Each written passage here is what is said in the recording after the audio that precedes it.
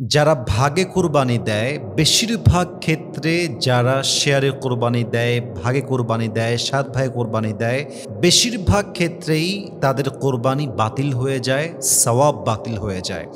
এবং এটা বলার বিশেষ কিছু কারণ আছে। যারাই ভাগে কোরবানি দেন, আমি সবাইকে বিনীত আবদার রাখছি, আই এম বিং ভেরি হাম্বল, সবাইকে বলছি, প্রিয় ভাইয়েরা প্লিজ মেহেরবানি করে ৫টা বিষয়ে খেয়াল রাখবেন ভাগে কোরবানি দেওয়ার সময়। এই ৫টা বিষয় ঠিকঠাক থাকলে আপনার কোরবানির সওয়াবকে আরো বাড়ায় দিবে একজন, বলেন সবাই, তিনি কে? যদি এই ৫টা বিষয় খেয়াল না রাখেন, আপনার কোরবানি বাতিল হতে পারে, সওয়াব নষ্ট হতে পারে, আপনার এই শ্রম, আপনার এই অর্থ, আপনার এই নিয়াত, আপনার এই আমল সবকিছু বরবাদ হতে পারে। জাস্ট ৫টা বিষয় খেয়াল রাখবেন, আপনার কোরবানি কবুল করতে পারে একজন, বলেন সবাই, তিনি কে? ১ নাম্বার, যারা ৭ জন মিলে শেয়ারে কোরবানি দিচ্ছেন, খেয়াল রাখবেন ভাগে কোরবানি দেওয়ার ক্ষেত্রে সকলের নিয়ত সহি আছে কিনা। কারণ আর নিয়তুল ফাসেদা, প্রথম ব্যাপারটাই হচ্ছে এরকম, আর নিয়তুল ফাসেদা, যদি কোনো একজন ব্যক্তির নিয়ত খারাপ হয়, অর্থাৎ ৭ জনের মাঝে একজনের নিয়ত হচ্ছে শুধু গোস্ত খাবো, জাস্ট গোস্ত খাবো, এটাই তার ইন্টেনশন, তবে আপনাদের কোরবানি বাতিল হওয়ার সম্ভাবনা অনেক বেশি। কারণ হাদিসে আসছে ইন্নামাল আমালু বিন্নিয়া, প্রত্যেকটা আমলের সওয়াব কি হবে, কেমন হবে, it's based on your intention.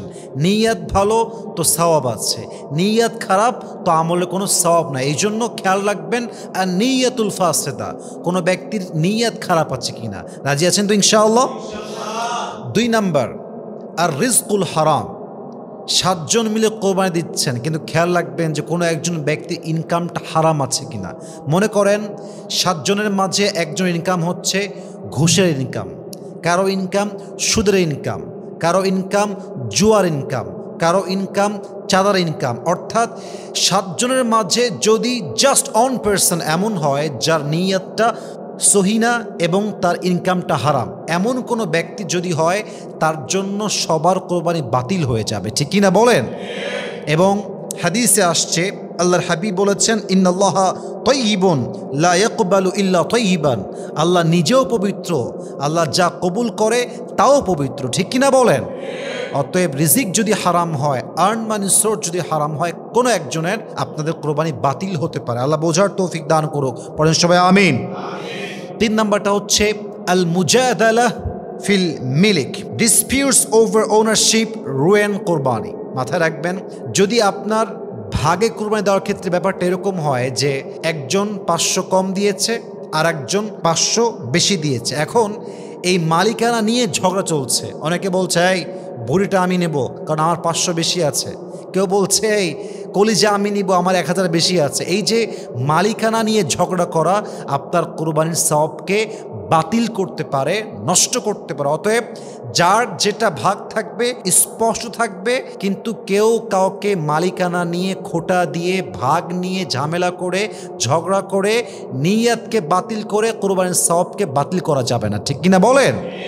এই জন্য আপনারা মালিকানা নিয়ে ঝগড়া করবেন না। ৩ নাম্বার বিষয়। ৪ নাম্বার বিষয়টা হচ্ছে যে আজ-জুহকু ওয়াত-তাফাখুর, এমন একটি বিষয় যেটা অনেকের মাঝে আজকাল দেখা যায়। বেশিরভাগ কোরবানি হয় শো অফের উপর। দেখবেন যে কেউ অনেক বড় কোরবানির জন্য গরু কিনে এবং এটা সেলফি তুলে ফেসবুকে দেয়, আপনার স্টোরিতে দেয়, টিকটক মেক করে, জাস্ট একটাই উদ্দেশ্য, গরু যেহেতু বড় কিনেছি আমি, আমার ভিডিও ভাইরাল হবে বেশি।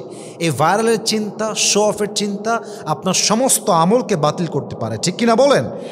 এজন্য যদি ৭ জনের মাঝে যে কোনো একজন নিয়ত হয় শো অফ করা, সাবধান, জাস্টিফাই করে নেবেন। ৫ নাম্বার বিষয়গুলো শেষ করতে চাচ্ছি। অনেকেই কোরবানি দেয় বাহির থেকে, যেমন আমি থাকি ঢাকাতে, আমি কোরবানি দেবো চট্টগ্রামে, রাজশাহীতে, সিলেটে, যে কোনো এক জায়গাতে। এখন ৭ জন ভাগে আছি, কিন্তু ৬ জন থাকি দেশের বাহিরে অথবা আমাদের শহরের বাহিরে। এখন যাকে আপনি দায়িত্ব দিয়েছেন, সে যখন জবাই দিচ্ছে কোরবানির গরুটাকে, সে কোরবানির বিধান সম্পর্কে, জবাই এর বিধান সম্পর্কে, কেমনে কাটতে হয়, কেমনে জবাই দেওয়া লাগে, কেমনে ভাগ করতে হয়, কেমনে কি করতে হয়, he doesn't know anything about it, সে কিছুই জানে না। এখন সে কোরবানির গরু জবাই করতে গিয়ে হত্যা করে ফেললো, কথার কথা।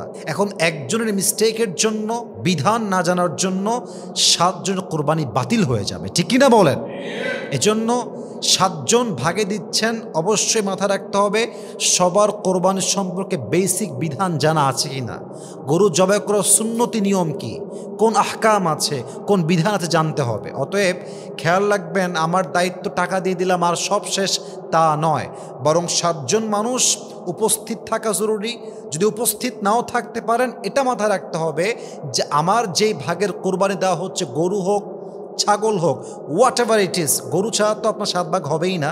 গরু যদি হয় তবে খেয়াল রাখতে হবে যে এখানে আমার এই কোরবানি দেওয়ার ক্ষেত্রে প্রভিশন তথা বিধান, হুকুম, আহকাম ঠিকঠাক আছে কিনা। আল্লাহ সবাইকে এই 5টা বিষয় বুঝে ভাগে কোরবানি দেওয়ার তৌফিক দান করুক। আমরা সকলেই জবান খুলে পড়ছি আমিন।